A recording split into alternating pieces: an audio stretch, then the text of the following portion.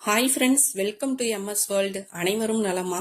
வீட்டிலேயே நல்லா மணலா மணமா நெய் தயாரிக்கலாம். இந்த நெய்யை பார்க்கும்போது உங்களுக்கே ஆசை வந்திருக்கும், நாமளும் தயாரிக்கணும்னு. கண்டிப்பா நீங்களும் செய்யலாம், அவ்வளோ ஈஸியா செய்யலாம். இது பாதி உறைஞ்ச நெய்யை தான் நான் காமிச்சிருக்கேன். எவ்வளோ கியூட்டா இருக்கு பாருங்க. 3/4 லிட்டர் பால் தான் டெய்லி நான் வாங்குறேன். அதை நல்லா காய்ச்சிட்டு ஆடை படர விடணும். ஒரு 10 நிமிஷம் லோ ஃபயர்ல வச்சுட்டு கொதிக்க விட்டோம்னு வச்சுக்கோங்க. ஆடை நல்லா படர்ந்து வரும். அதை ஆற வச்சு ஃப்ரிட்ஜில் ஸ்டோர் பண்ணி வச்சோம்னா ஈஸியாக ஆடை எடுக்கலாம். ஆடையும் நிறைய கிடைக்கும். அப்படி கிடைக்கிற ஆடைகளை இது போல ஒரு சில்வர் பாத்திரத்தில் நான் டெய்லி ஸ்டோர் பண்ணி வச்சிருவேன். ஸ்டோர் பண்ணி வச்சுட்டு அதுலேயே கொஞ்சம் தயிரை மிக்ஸ் பண்ணி விட்டு இந்த ஸ்பூனால கலந்து கொடுத்துட்டு கொஞ்ச நேரம் வெளியே விடுவேன். அப்படி வெளியே விற்கிறதுனால ஃபர்மெண்டேஷன் நடக்கும். புளிப்பு ஏறிடும். புளிப்பு ஏறிடுச்சுன்னா உறைஞ்சிடுச்சுன்னா நமக்கு அதுலேருந்து வெண்ணெய் பிரிஞ்சு வரும். அதுக்காக தான். அப்படி வெளியில உரைய விட்டதுக்கு அப்புறம் திரும்ப ஃப்ரிட்ஜில் எடுத்து வச்சிருவேன். இந்த பாக்ஸ்ல பாத்தீங்கன்னா தயிர் வச்சிருக்கேன். இந்த இன்னொரு பாக்ஸ்லயும் தயிர் தான் வச்சிருக்கேன். 2 பாக்ஸ்ல தயிர், ஒரு பாக்ஸ்ல ஆடை. தனியா வெறுமனே ஆடையா மட்டுமே கூட ஸ்டோர் பண்ணி வச்சுட்டு செய்யலாம். எப்படி வேணாலும் செய்யலாம். நான் கொஞ்சம் புளிப்பேற விட்டு தான் இந்த ஆடையை எடுத்து வச்சிருக்கேன். இதை எந்த பாத்திரத்துல வெண்ணெய் எடுக்க போறனோ அந்த பாத்திரத்துக்கு மாத்திக்கிறேன். அதுலேயே இந்த தயிர் 2 பாக்ஸ்ல வச்சிருந்தேன், அதையும் இதுலயே சேர்த்துக்கிறேன். இப்போ ஆடை வந்து வெறுமனே ஆடையா எடுத்திருந்தோம்னாக்கா தயிரை கொஞ்சம் மிக்ஸ் பண்ணி விட்டு வெளியில கொஞ்சம் நேரம் புளிப்பு ஏற விட்டுறணும்.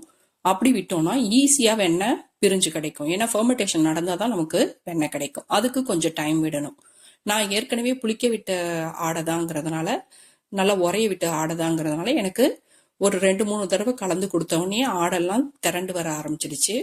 ஆனாலும் நான் வந்து ஐஸ் கியூப் சேர்த்துக்கிட்டேன். அது எதுக்காகனா வெண்ணெய் நல்லா உருண்டு திரண்டு பிரியாம அழகா வரணுங்கிறதுக்காக ஐஸ் கியூப் சேர்த்துக்கிட்டேன். நீங்க சப்போஸ் புளிப்பு ஏறாம இருந்துச்சு, யாராவது வெண்ணெய் வரல அப்படின்னு நினைச்சீங்கன்னா அதுக்கு ஒரே ஒரு காரணம், புளிப்பு ஏறணும். அதுக்கு கொஞ்சம் டைம் விட்டுறணும். வெளியில அப்படியே கொஞ்சம் நேரம் ரெஸ்ட்ல விட்டுட்டு 1 hour இல்லைன்னா 2 hours விட்டுட்டீங்கன்னா நல்லா புளிப்பு ஏறி வெண்ணெல்லாம் பிரிய ஆரம்பிக்கும், அழகா வந்துடும். அதுக்கப்புறம் கொஞ்சம் நேரம் ஃப்ரிட்ஜில் வச்சுட்டு கூட நீங்க வெண்ணெய் எடுத்தீங்கன்னா அழகா எடுக்க வரும். வெண்ணெய் வரலைன்னா அது ஒண்ணுதான் ரீசன், வேற எதுவுமே ரீசன் இல்லை. அதனால தாராளமா எல்லாருமே வெண்ணெய் ஈஸியா எடுத்துடலாம். இப்போ நான் ஐஸ் கியூப் போட்டோன்னே எனக்கு வெண்ணெய்லாம் திரண்டு வந்துருச்சு. இந்த மோர் தனியா இருக்கிறதுல இதுல தண்ணி கலந்து, ரொம்ப புளிக்கலைன்னா தண்ணி கலந்து மோர் குடிச்சுக்கலாம். வேற அப்புறம் எதுக்கு யூஸ் பண்ணலாம்னு எனக்கு தெரியல. தெரிஞ்சவங்க இருந்தீங்கன்னா சொல்லுங்க. இந்த வெண்ணெயை நம்ம ஐஸ் வாட்டர்ல 2-3 தடவை கழுவி எடுத்துடணும். அப்போதான் வெண்ணெய் தனியா பிரிஞ்சு போயிடாது. கிளீன் பண்ணதுக்கும் வசதியா இருக்கும். அப்படி கிளீன் பண்ணிட்டு ஸ்டவ்வை ஆன் பண்ணிட்டு ஸ்டவ்ல இந்த வெண்ணெயை வச்சிடறேன். நல்லா அடிகனமான பாத்திரத்துக்கோங்க, அப்பதான் அடி பிடிக்காம இருக்கும். கொஞ்சமா கல் உப்பு சேர்த்துக்கிறேன். சேர்த்து நல்லா மிக்ஸ் பண்ணி விட்டுறேன். அதுவே உருக ஆரம்பிச்சிடும். ஏன்னா வெண்ணெய் தானே, ஹீட் ஏற ஏற நல்லா உருகி லிக்யூடா மாறும். ஏன் கல் உப்பு சேர்த்தனா, நாள் பட வச்சிருந்தாலும் கெட்டு போகாது. நெய்க்கு வந்து மனம் மட்டும்தான், சுவை கிடையாது. உப்பு சேர்க்கறதுனால கொஞ்சம் சின்னதா சுவை கிடைக்கும். இப்போ அடுப்புல வச்சதுமே உருகி லிக்யூட் ஆயிடுச்சு. நார்மலா லிக்யூட் எப்படி இருக்குமோ அது போலதான் அப்படியே தண்ணி பதத்துக்கு இருக்குது. கொஞ்சம் நேரம் ஆக பாத்தீங்கன்னா பால்கோவா மாதிரி திக்காயிடும். அதுக்கப்புறம் பாத்தீங்கன்னா இப்ப நல்லா திக்காய் இருக்குதா, இன்னும் கொஞ்சம் நேரம் ஆகணும். நல்லா லோ ஃபயர்ல வச்சு செய்யறது ரொம்ப நல்லது. அதுக்கப்புறமா தான் வெண்ணெய் பகுதி எல்லாம் உருகி ஆயில் மாதிரி கொஞ்சம் லைட்டா கண்ணாடி மாதிரி தெரிய ஆரம்பிக்கும். அப்போ வந்து நமக்கு நெய் உருகி கிடைக்க ஆரம்பிச்சிருச்சுன்னு அர்த்தம். இப்ப பாருங்க, பால்கோவா மாதிரி திக்கா இருக்குது. இப்போ லைட்டா உருகி நெய்யெல்லாம் நமக்கு உருக ஆரம்பிச்சிருச்சு.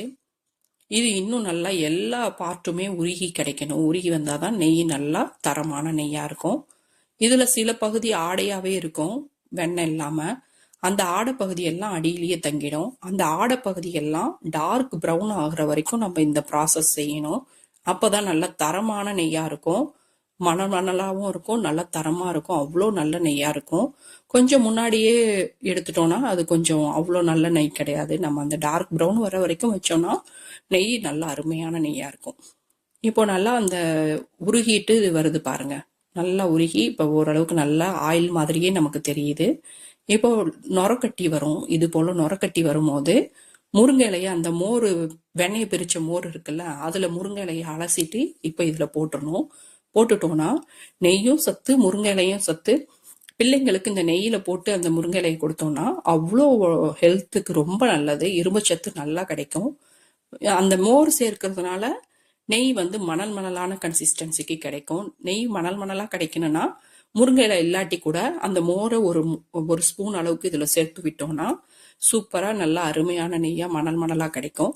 இப்போ நான் ஸ்டவ் ஆஃப் பண்ணிட்டேன். டார்க் ப்ரௌன் ஆயிடுச்சு. ஆஃப் பண்ணிட்டு நல்லா ஆற வச்சுட்டேன்.